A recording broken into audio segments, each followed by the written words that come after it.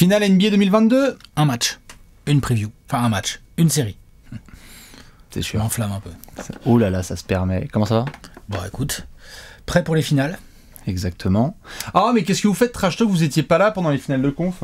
Si on était là déjà, Ouais, t'es pas aussi présent que Dab, mais on était là. bien sûr. Vos humbles serviteurs, ça va aussi un peu prendre de temps pour revenir à fond la caisse. On va être là pendant les finales NBA. Alex, je suis trop hype. Celtics, Warriors, Golden bien. State, Boston. C'est bien. Franchement, c'est une belle finale. Moi, Ah, j'aurais tu sais. préféré y voir les Suns, mais Mais les plans ont changé. Ouais, vu comment ils jouent, je suis très content d'y voir les Warriors. Est-ce qu'on peut affirmer qu'on a les deux meilleures équipes au finish? Oui. Sur ces playoffs, bien sûr. Ouais.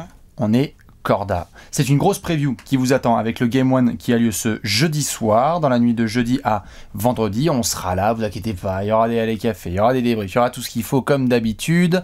On fait la bise aux fans de Golden State, de Boston, aux simples observateurs qui veulent se régaler. Comme d'hab Alex dans la preview, on va respecter le line-up. Exactement. Dynamique des deux équipes pour commencer, refaire un peu le chemin, parce qu'on a des équipes, ça y est, qui étaient dans le dernier carré et ont passé l'étape finale. Ouais, puis c'est des dynamiques un peu différentes.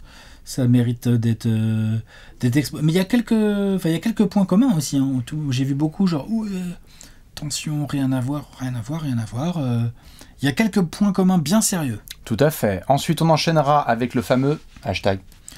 Tactico, technique. Exactement, le point tactico-technique dans cette section. On fera les experts avec un H. On pourra se pencher sur un aspect du terrain ou pas. Vous aurez la possibilité d'enchaîner ensuite avec les jumelles. Qu'est-ce qu'on fait? Joueur à suivre, facteur XXL ou petit facteur X. Enfin bref, le joueur qui va nous intéresser, qui pourrait faire des grosses différences, ou en tout cas s'il est performant, ça pourrait faire du bien à son équipe. Exactement, y aura-t-il un André Iguodala MVP des finales? On le saura dans quelques minutes. C'est pas gagné, il a l'air d'avoir un peu mal, Ah, c'est vrai. Dédé. C'est le pauvre Dédé, ça il commence à se faire vieux. Et on terminera surtout, Alex, avec Los Famosos.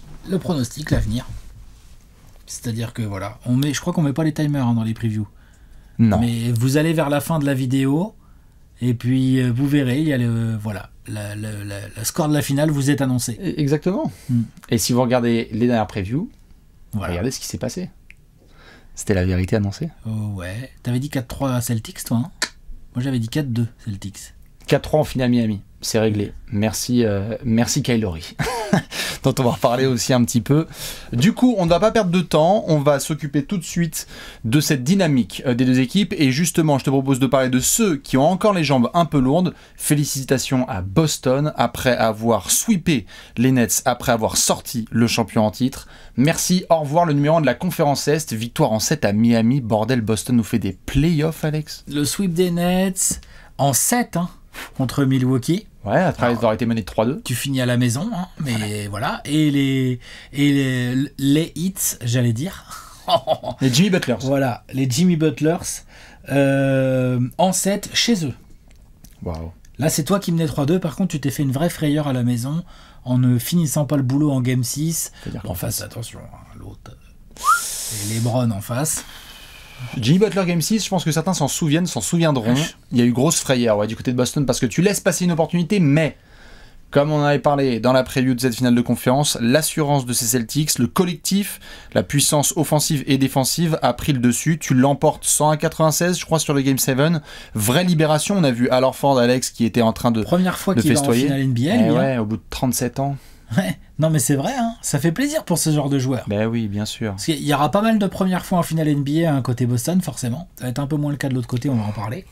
Mais voilà. Mais tu vois que Tatum et Jaylen Brown, ce soit des mecs qui soient en première fois en finale NBA, ils sont encore très jeunes, ça a tout juste 25 piges, tu vois, voilà. Mais alors Ford, c'est vrai que sa joie fait plaisir à voir. Elles sont belles, Et en ces plus, images. il est pas pour rien. Oh, putain, Attention, il fait pareil. les playoffs, lui. Papa Horford, il a fait grave le boulot. Autour de lui, plein de garçons qui ont été très très bons. On est obligé de parler de cette belle embrassade entre Jaylen Brown et Jayson Tatum. Il paraît qu'on ne peut pas jouer ensemble. Direction, ça y est Alex, les finales NBA, ça faisait des années qu'on les avait vus buter sur ce plafond final de conférence. Est-ce qu'il faut les garder? Est-ce qu'il faut les splitter? Danny Ainge est-il un escroc? Finalement, on est en finale NBA. Danny Ainge, c'est lui qui les a recrutés au final, hein. C'est lui qui les a draftés. Ce jeu, beaucoup de gens, oui, Brad Stevens, génie, il a fait ce que Danny C'est Ainge vrai. n'a pas réussi à faire. C'est vrai aussi. Il a viré Kemba Walker, il a fait une très bonne trade deadline d'Eric White, on va en reparler. Il met au Doka. Mais ouais, non, mais tout à fait. Après, Brad Stevens, en coach, on disait qu'il était bon quand même, tu vois. Ça allait. Donc quand même. Mais faut pas oublier qu'il y a tout un taf de construction. Je veux dire, Marcus Smart, Jaylen Brown, Jason Tatum, c'est de la draft par Pepe Danny Ainge. Tout à fait. Donc voilà, il a ses défauts, il nous a saoulés à nombreuses reprises, mais ça, tu peux pas lui enlever. Romeo Langford, Gershon Yabusele. On dit merci à Billy King ou pas? On peut. Merci pour les pics. Ouais, les vrais auront la ref. Hein. Exactement. Mais donc Boston, félicitations, vraie libération. Les fans de Boston étaient en train de vivre sur un espèce de nuage depuis le mois de janvier. Meilleure équipe de la conférence Est, ça s'est confirmé. On a la meilleure équipe de la conférence Est en finale NBA. Ce parcours, Alex, c'est quand même dingue. On va voir ce qui se passe en finale. Mais là, déjà, t'es les Celtics, t'as sweepé les Nets de Kyrie et KD. T'as sorti le champion en titre et t'as fini le hit, mais c'est monumental. Du futur Hall of Famer bien comme il faut là. Tout le monde. Au revoir Jimmy, au revoir Giannis, au revoir KD. Tout à fait. Et rangez vos trucs là de les blessures. Non. J'ai vu beaucoup de gens genre encore des playoffs qui sont comment c'est quoi le truc qui sont genre bafoués, c'est pas le bon mot, mais qui sont dégradés à cause des blessures. Tous les ans.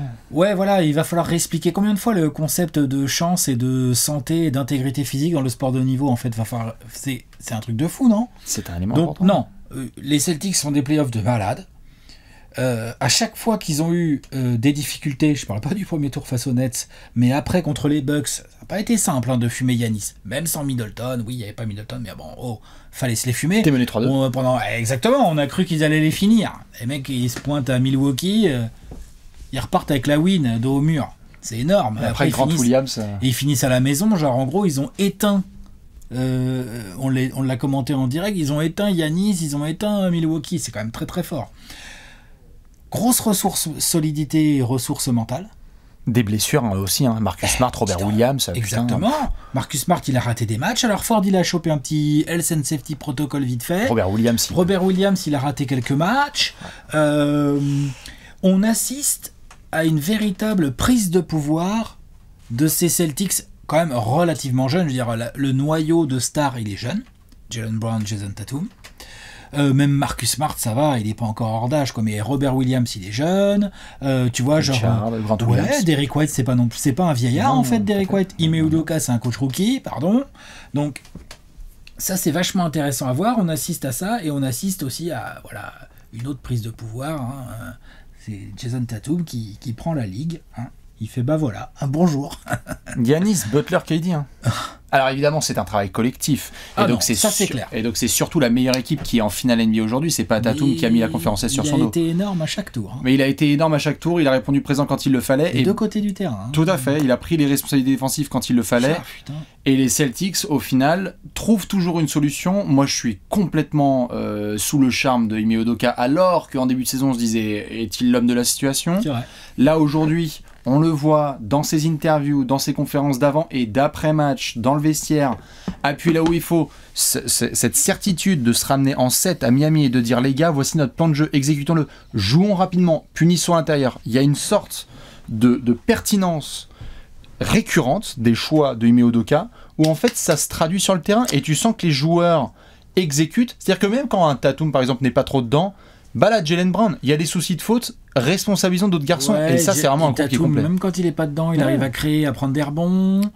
On a vu des progrès hallucinants de Jason Tatum. Je veux dire, ces playoffs, je fais pas que un focus sur Jason Tatum, mais il faut quand même le dire. Genre, le niveau de progression depuis janvier de Jason Tatum, non, c'est flippant. Parce que le shooter, le scoreur, l'athlète, on l'avait. Le mec capable en défense, oui, mais peut-être pas à ce point-là. Là, l'autre, c'est un taré. C'est un winner. La création. Leadership, même un peu. Leadership, Ouais. Lorsqu'il faut taper un peu du poing sur la table, lorsqu'il faut. Alors que d'habitude, c'est un petit peu un smooth guy. On se dit, genre, attends, est-ce qu'on est sur deux ? C'est lui qui remporte. Il met de l'intensité. Eh oui, et c'est lui qui remporte le premier Larry Bird Trophy de meilleur joueur de la finale de la conférence Est. Ouais. Donc, un Larry Bird qui fait passe un deuxième Tatum. C'est un nouveau trophée, c'est vrai. C'est ça, pour tout le plaisir de Paul Pierce, évidemment, à qui on pense très fort. Tu sais que sur ce t-shirt, il faudra faire de la place. Le T de Truth, c'est Tatum. Tu sais que. Et merde. va peut-être y avoir une discussion en fonction de ce qui se passe là dans les 10 prochains jours. Pourrait y avoir une discussion. Hein. Ouais, et le C de Cousy, tu mettras Marcus aussi bientôt. Vu comment ça continue, à la fois défenseur de l'année et meilleur attaquant.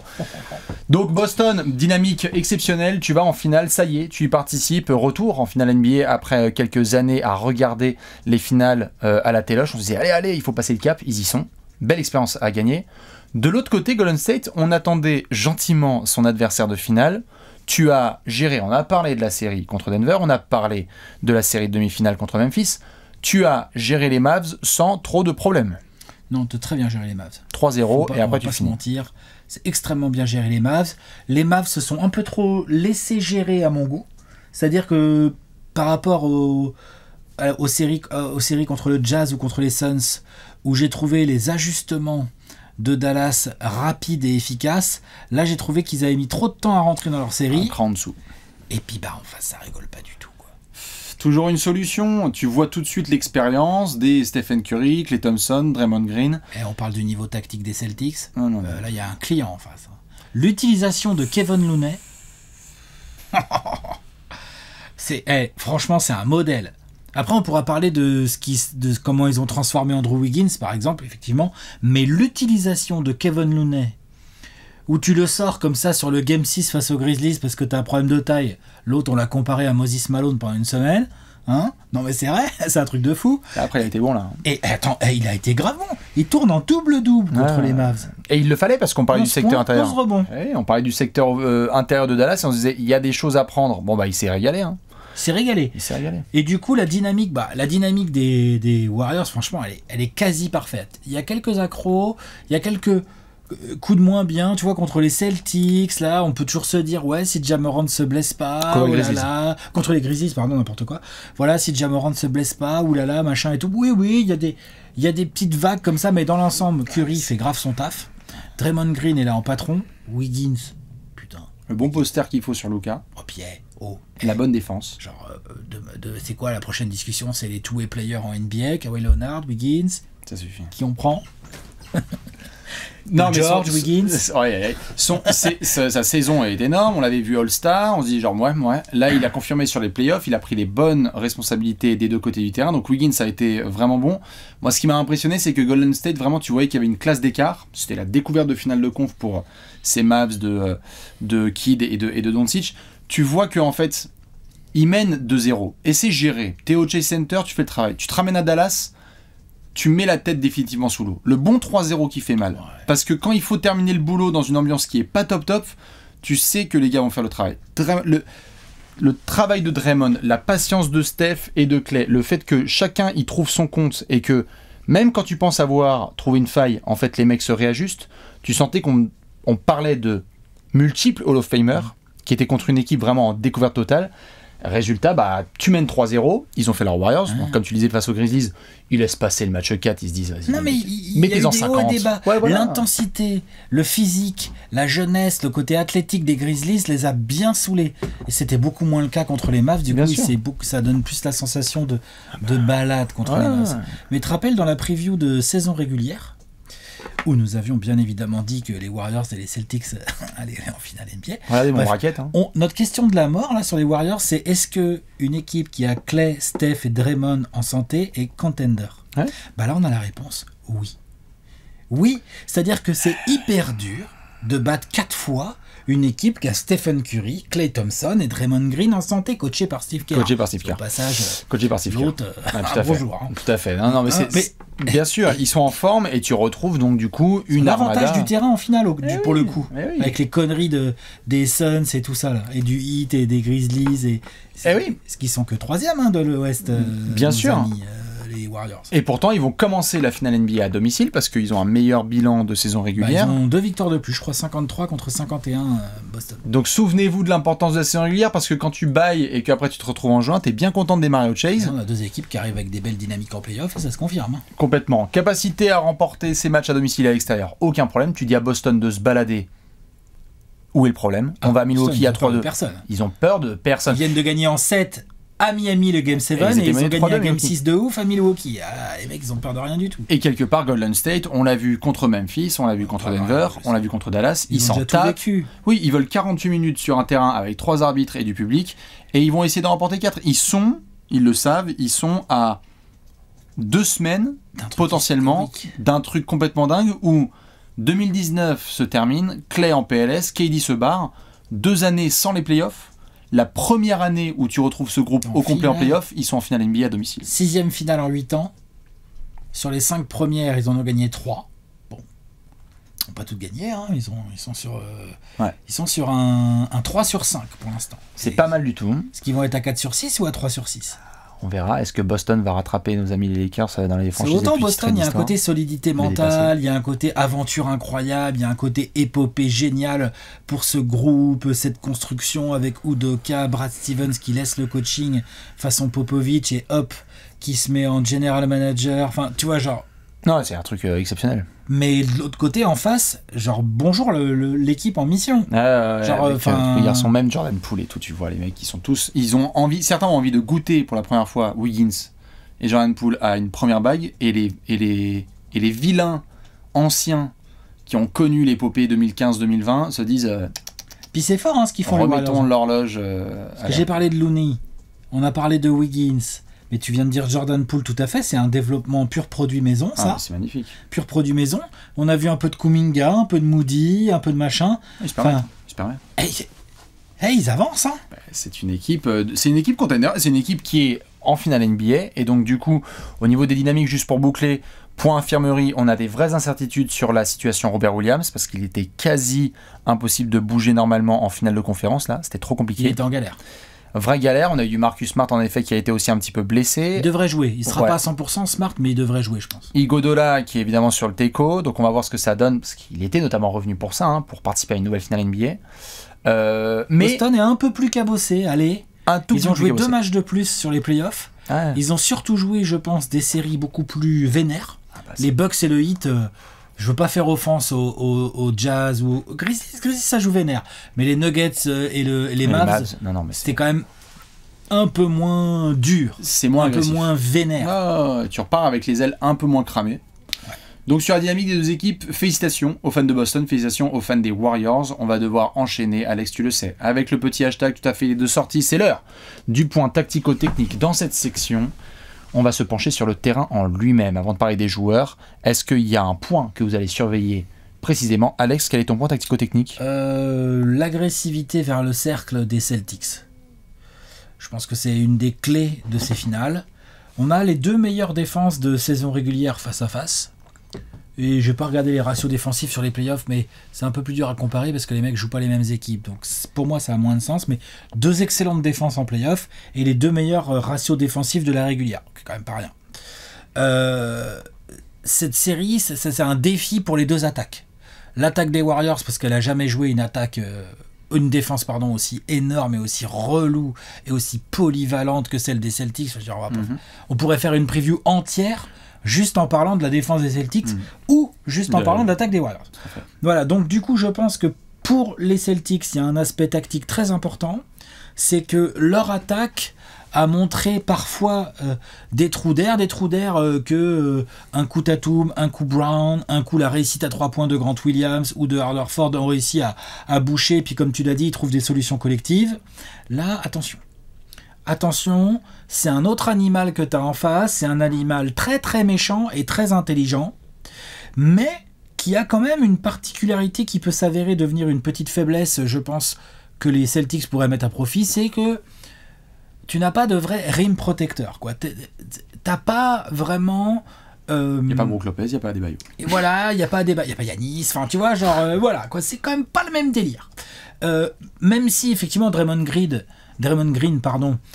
fait les premières aides et s'occupe de la première aide, et que du coup, en fait, la première aide côté Warriors, c'est un truc exceptionnel, enfin... Pour les geeks de basket, c'est un truc, moi, ça me fait toujours halluciner quand je vois les Warriors jouer, parce que je dis, Draymond, bien joué Draymond, bien joué Draymond. C'est-à-dire que le mec n'a pas besoin d'être aérien, en fait, vu qu'en fait, il empêche le drive avec la première aide. Et quand c'est pas lui, il est là, il hurle sur Looney ou mets-toi là. Et Franchement, c'est extraordinaire. Du coup, c'est pas si simple d'attaquer le cercle des Warriors. C'est pas ce que je dis. Je dis juste que Tatum, Brown, athlétiquement, ils en ont grave les moyens. Smart est capable de faire du mal. Tu peux servir un Horford de dessous. Tu vois, ce genre de choses. Robert Williams, en lob, c'est quoi? C'est Looney qui va aller le challenger. Bah, s'il peut jouer, hein, Robert, hein, on verra bien. Hein. Mais c'est quoi? C'est Looney, il va aller le challenger dans les airs? Non. Même Horford, hein, il peut jouer largement au-dessus du cercle. Il nous a montré, Pépé, hein, qu'il était capable de bien monter. Donc je pense qu'il y a une clé dans la variation offensive des Celtics. C'est l'attaque vers le cercle. Rien de neuf sous le soleil dans ce que je dis. Mais en gros, si les Celtics essayent trop de outgun les Warriors, oula, attention. Non, tu peux pas. Là, c'est pas le 8. Hein. Là, c'est pas Kylori. Attention, là, c'est pas Kylori et PJ Tucker qu'il va falloir outgun, là. Non. Ça va être une autre ambiance. Et si ça commence à jouer à ce petit jeu, ils peuvent. Hein, ils ont montré, face aux Nets, Tatum, il a montré aussi que, regardez, KD droit. Mais là, c'est encore un autre délire. Surtout qu'en plus, là, t'as vraiment un back court en face. Ah, si tu joues à qui shoot le mieux avec Jordan Poole, Klay Thompson et Steph Curry, qui peut gagner vraiment ça, franchement? Honnêtement.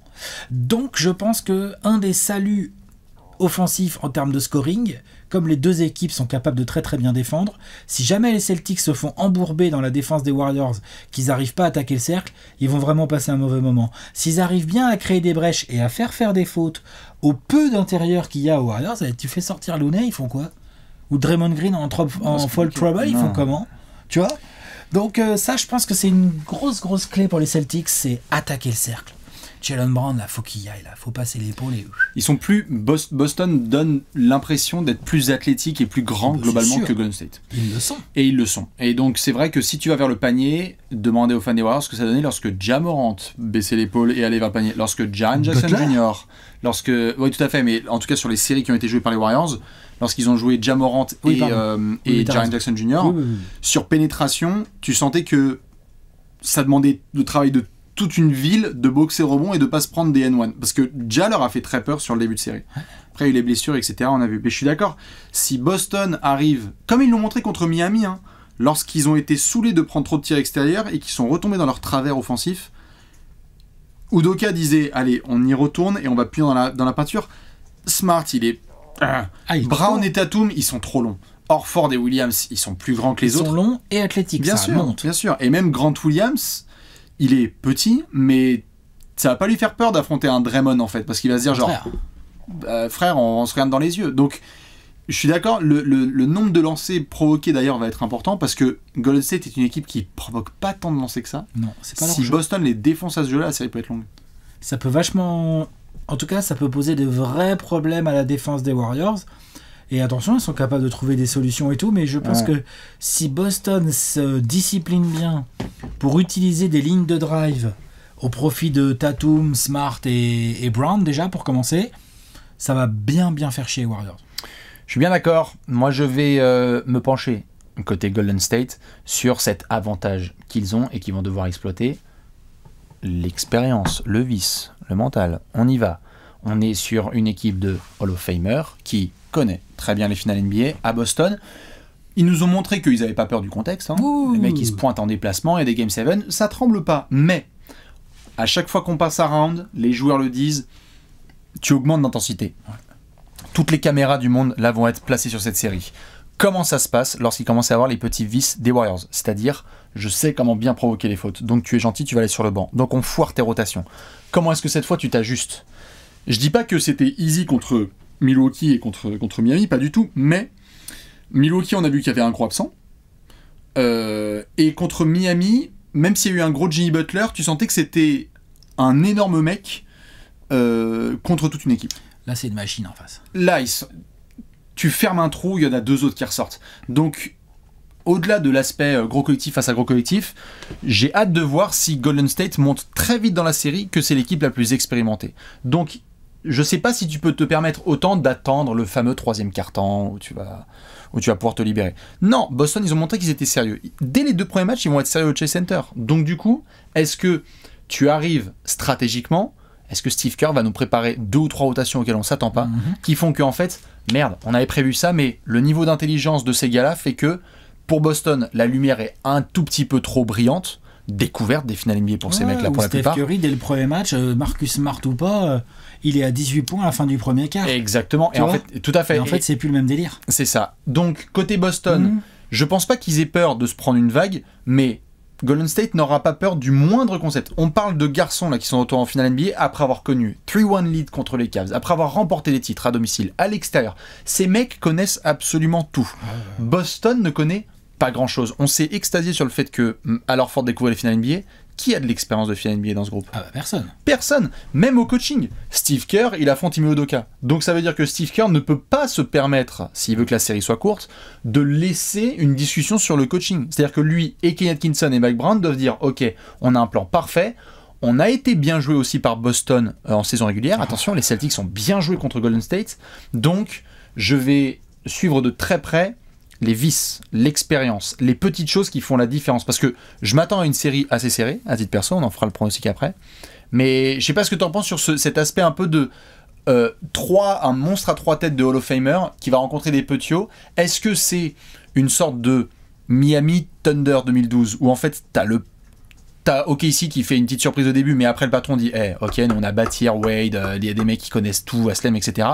Ou est-ce que tu laisses un peu prolonger la série ? Ouais, tout à fait, non, c'est clair. Ça va être. En plus, je pense que les Warriors sont pas débiles. Ils ont vu ce que Boston a fait à l'Est. Ils ont bien vu que Boston, les séries longues, ça leur faisait pas peur. Draymond a annoncé qu'il allait jouer Boston. Que athlétiquement, ils sont complètement prêts et tout, même s'ils ont joué 2 matchs de plus. Hein, comme je le disais, là, ils sont prêts, ils tiendront. Que peut-être justement le côté athlétique, physique, endurance, c'est qu'ils sont prêts. Hein, c'est des athlètes de haut niveau, les Warriors, attention, mais. Moi, j'ai l'impression qu'athlétiquement, il y a un coup à jouer pour Boston. Claire. Et que les entames de match vont être primordiales. Et ça, les entames de match, c'est aussi beaucoup dans l'expérience, la préparation, la discipline. Donc oui, non, carrément, bien sûr. Qui va jouer 48 minutes concentré, quoi. Tu peux pas avoir trop d'air. C'est ça. Parce que chaque équipe est capable de vraiment punir. Miami peut le confirmer. Dallas, laisse tomber, ils ont vu. Hein. Tu laisses un trou, les mecs, ils les Warriors, attention. Ouais. Ils reniflent le sang. Et n'oublions pas qu'on a affaire aussi à des garçons d'un côté qui veulent espérer toucher leur première bague. Et là, on est en train de demander à Steph, Clay et Draymond à 4 matchs d'une 4e bague. Ouais, 4e. De craquer face à des genoux. 4e bague, et surtout, hein, il y aurait un côté genre. Au-delà de la 4e bague, il y aurait un côté genre. En fait, la dynastie, elle est pas finie, les gars. C'est votre play tournament de merde qui a tout chié, mais sinon, on est là. Hein. C'est ça. On a eu un ACL, un poignet tombé sur Aaron Baines, mais sinon, on est là. Hein. Voilà. Il y a de ça. C'est encore presque un encore plus gros enjeu, limite. Nous sommes d'accord. Dites-nous ce que vous voyez sur les aspects tactico-techniques, les batailles physiques dans le jeu des deux côtés du terrain. On va devoir sortir les jumelles. Allez, joueur à suivre. Y a-t-il un joueur que vous allez suivre plus que d'autres ? Rendez-vous entre plein de stars ou des Factor X. Alex, qui tu vas surveiller ? Klay Thompson. Les Warriors. Klay Thompson fait des playoffs tout à fait plus qu'honnête, attention. Hein. Il a eu des trous d'air. Il a eu des matchs, rien ne rentre, et du coup il continue à shooter, il drive pas. Après c'est Klay Thompson, c'est un shooter exceptionnel. Je veux pas que Klay Thompson arrête de shooter. Hein. Je dis juste qu'il va falloir que ça rentre. Il n'a pas le choix. Ça défend trop bien en face, et en plus ils ont vraiment les joueurs à mettre pour le suivre dans les écrans, le gêner, l'empêcher de bouger. Ils peuvent switcher. Boston est une équipe qui aime beaucoup les semi-prises à 2. Je pense qu'ils vont utiliser pas mal ça avec Curry, parce que s'il y a bien un truc que Boston veut pas, c'est que Curry commence à prendre feu. Je pense que Klay Thompson, c'est pas que Boston va lui dire vas-y shoot, hein, c'est pas ce que je veux dire. Il va en avoir, il va falloir les faire tomber dedans. C'est très important. Les 3 points de Klay Thompson vont être extrêmement importants. S'il peut avoir des coups de chaud aussi, je pense que côté Golden State, on prend. Tu vois, des Klay Thompson game, on prend. Et ensuite de l'autre côté du terrain, parce que Wiggins, il a envoyé du sale défensivement.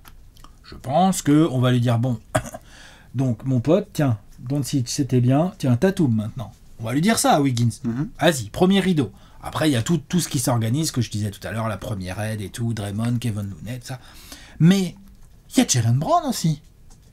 Il y a des switches et des trucs. Donc, sur les extérieurs, face à cette équipe de Boston, Klay Thompson qui est revenu d'une longue blessure, qui est en progression constante physiquement, là, depuis le mois de janvier où il est revenu au basket et tout.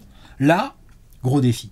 Gros défi, Parce que là, c'est pas Doncic, c'est pas Dorian Finney-Smith, c'est pas Dillon Brooks, c'est Jaylen Brown ou Jason Tatum, de temps en temps du Marcus Smart et tout, des joueurs un peu bully, comme on disait, des mecs agressifs qui, je pense, si moi j'y pense, eux aussi ils vont y penser, les Celtics, à attaquer le cercle.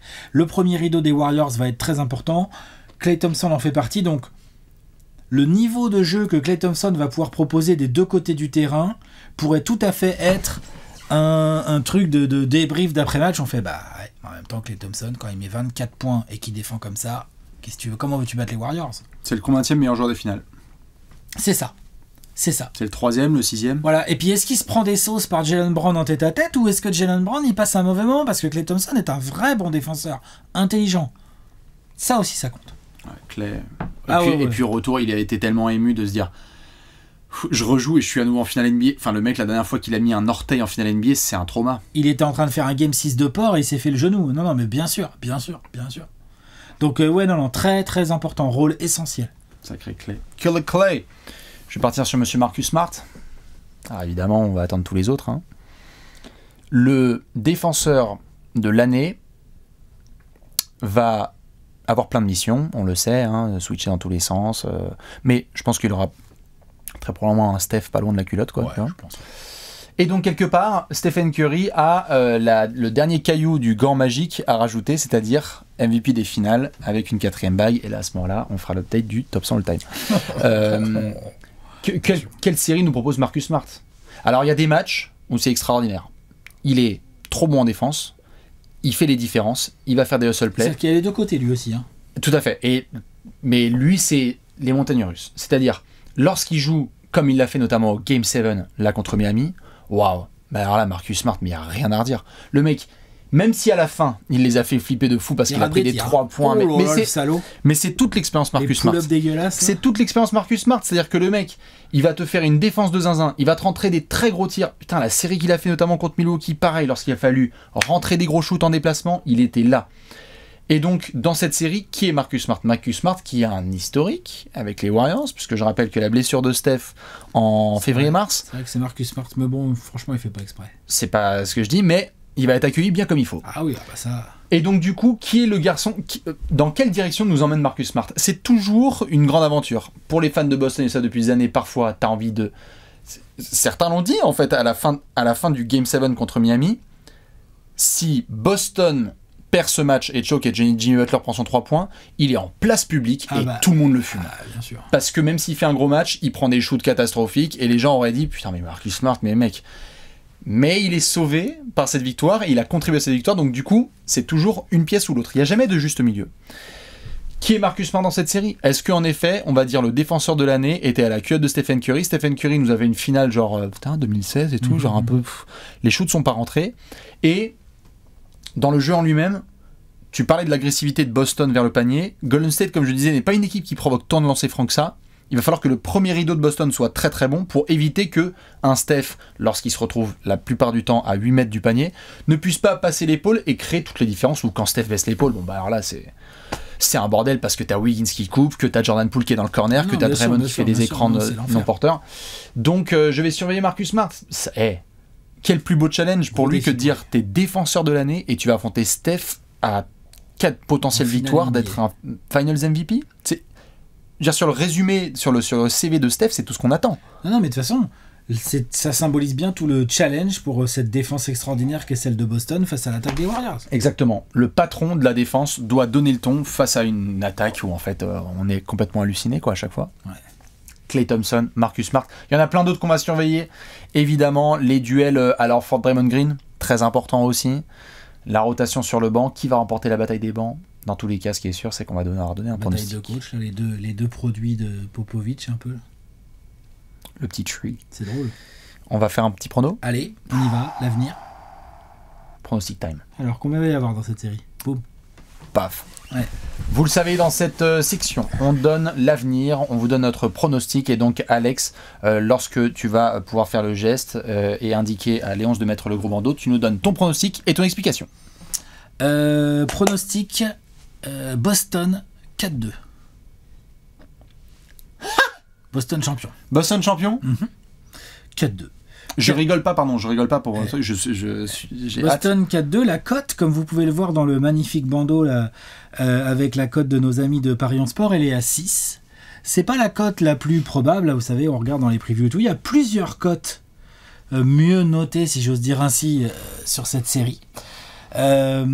Plutôt en faveur de Golden State, qui est légèrement favori pour la victoire finale selon les bookmakers à droite à gauche, pas selon moi. Moi je pense que Boston va être champion NBA. Je pense qu'ils vont casser un petit peu le délire des Warriors. Je pense que Boston joue beaucoup trop bien pour même pour les Warriors en fait. Et ils arrivent un peu plus cabossés, un peu plus fatigués. Bon, c'est vrai. Donc après tu peux toujours avoir, de toute façon il peut toujours y avoir des blessures qui te niquent les finales, hein. Ça c'est sûr que je parlais de Klay Thompson, bon bah s'il se fait une cheville au game 2, c'est sûr que c'est plus la même série. Voilà, c'est un voilà. Donc si Tatum bref, voilà, c'est le jeu. Mais là, en l'état actuel des choses, Golden State a beaucoup travaillé sur une rotation à 6 7 un peu avec des ou Kuminga ou Otto Porter. Mais 6, hein, le 5 majeur plus Poole en gros. Pendant que Boston a beaucoup travaillé sur une rotation plutôt à 7, 8, parfois 9, où on a vu que, bon, quand il n'y a pas Robert Williams, c'est vrai que c'est pas cool. Je dis pas que j'ai tellement envie, et si je suis fan de Boston, j'ai pas super envie de voir Daniel Tice prendre des minutes dans cette série, mais c'est envisageable quand même, et je pense qu'Udoka n'hésitera pas à faire souffler Horford ou à gérer les problèmes de faute dans la raquette avec du Daniel Tice si jamais Robert Williams n'est pas disponible. On a vu Derrick White, on n'a pas beaucoup parlé de lui là, je pense qu'il a un rôle lui dans cette série très important. On a vu contre Miami, on peut demander aux fans du 8 ce qu'ils pensent de Derrick White. Je pense qu'ils diront que c'est plutôt un bon joueur de basketball. On a donc un 5 majeur, plus Derrick White, plus Grant Williams, hein, a priori qui n'est pas dans le 5 majeur, mais qui pourrait l'être s'il y a un problème de Robert Williams. Mais on a une rotation un poil plus profonde, plus jeune, plus profond, plus athlétique, plus long, et très capable offensivement. Je pense que Tatum peut potentiellement être le meilleur scoreur de cette série, en points par match, et que Brown peut être dans le range d'un Curry, en fonction de comment ça bricole. Tu peux avoir 50 points par match, comme à peu près depuis le début des playoffs, de la part de Brown Tatum. Et je sais que les Warriors vont très bien défendre, Wiggins, tout ça, Klay Thompson, les rotations, mais s'ils attaquent bien le cercle, je pense que si Boston attaque bien le cercle, je pense qu'ils vont être champions NBA, ouais. C'est derrière, beaucoup de choses vont se développer, et je pense que leur défense, elle est prête pour ce genre de défi. Maintenant, les Warriors ont évidemment leur mot à dire, mais pour moi, c'est Boston et c'est 4-2. Boston la cote est à 6. Sweep Brooklyn, sort le champion en titre, termine le hit numéro 1 de conférence Est et élimine les Warriors en finale NBA. Bah, tu vois, je les mettais pas battre Brooklyn, par contre, depuis, j'ai mis Boston à chaque fois parce que ça a été un petit wake-up call pour moi sur Boston, assez Brooklyn rapide. Et même et tout. Mais oui, je pense qu'ils sont sur ils sont sur quelque chose. En fait, je pense que peut-être que ces finales ne sont que le début de genre Boston, genre comment on les bat. Voilà. Ah, par contre, c'est hyper prometteur pour la suite. Hein. Quoi, quel que soit le résultat de cette série. Le résultat, mais tu vois, s'il pouvait y avoir des finales gagnées, ça aiderait bien, je pense. Voilà. 4-2, Boston, du vert au niveau du champion, une 18e, c'est la 18e, hein, bannière éventuelle pour les Celtics.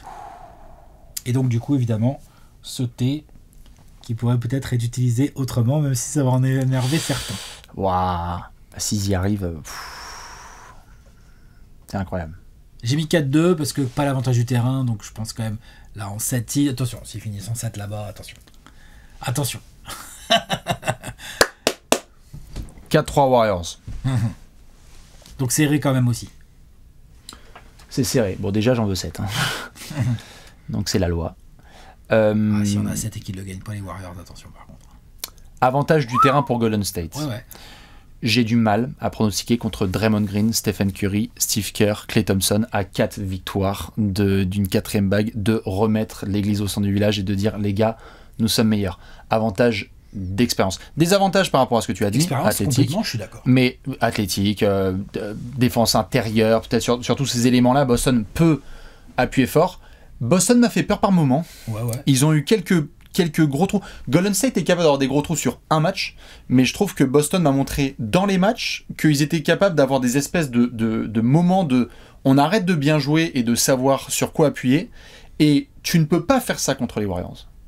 Pour moi, c'est pas possible. Pas en 7, pas avec l'avantage du terrain. Je te parle même pas de savoir quels vont être les arbitres s'il y a 3-3, rendez-vous à Golden State. Là, c'est Scott Foster et let's go. On s'assure que tout va très très bien pour les Warriors à domicile. Stephen Curry est à 4 matchs. La NBA veut les Warriors champions? Non mais dis-le. Bonne finale à toutes et à tous. Tu veux ressusciter Dick Bavetta? Totalement. Je pense vraiment qu'il y a... C'est magnifique ce que vient de faire Boston en play-off, mais je pense que la marche est un tout petit peu trop haute là. C'est-à-dire que vraiment ce qu'ils font est tellement incroyable et les fans sont en lévitation depuis quelques semaines de voir ce qui se présente sur le parquet que je ne dis pas, c'est pour ça que je mets 4-3, je ne dis pas que c'est un hit thunder, c'est-à-dire des genoux qui débarquent et qui découvrent les finales NBA face à des vétérans mais je pense qu'au moment où il va falloir finir le travail, Golden State va se montrer plus expérimenté, plus malin, et que je ne peux pas pronostiquer contre Dre, Clay, Steph, Steve Kerr en 7. Et tu vois des matchs serrés? Et je vois totalement des matchs serrés. Déjà, je vois une série en 7. Des matchs, pas la série, les matchs en Je pense qu'il peut y avoir plein de physionomies. Je pense que tu peux avoir 3-1, ça revient à 3-3 et gagne 4-3, hein, pour faire la bonne blague. Je pense que là, je serais absolument pas étonné qu'il y ait 1-1 quand on quitte le Chase Center. Mais j'ai pas du tout peur si je suis les Warriors et que je vais en déplacement à Boston.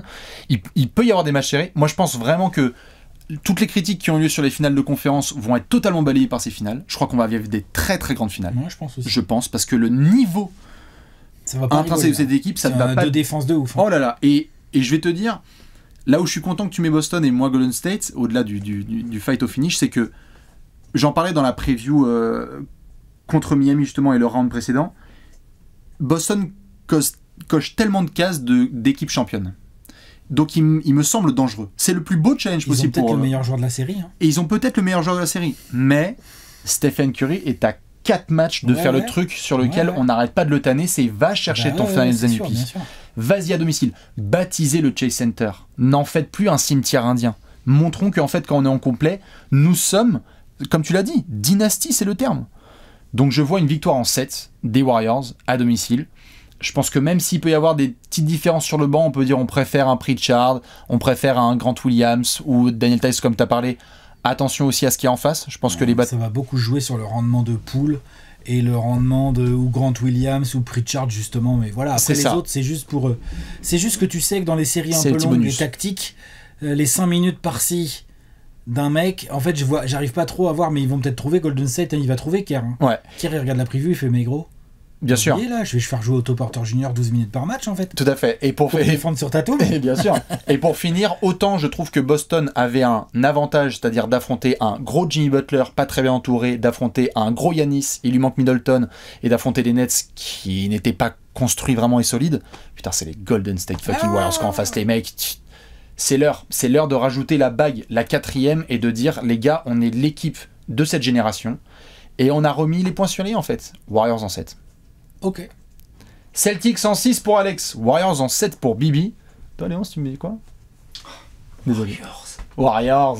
Faites-le. Léonce, il met un sweep. Hein. Léonce, il a mis 3-0.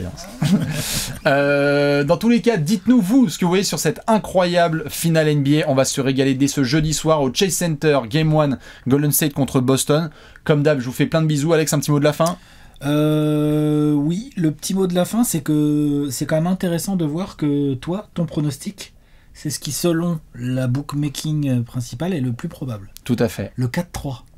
C'est-à-dire qu'en gros, c'est pas une série courte. On devrait se régaler pendant longtemps. Sur ce, on fait plein de bisous. Très bonne finale NBA à toutes et à tous. Et à très vite. Ciao. Sur Charge. Ciao.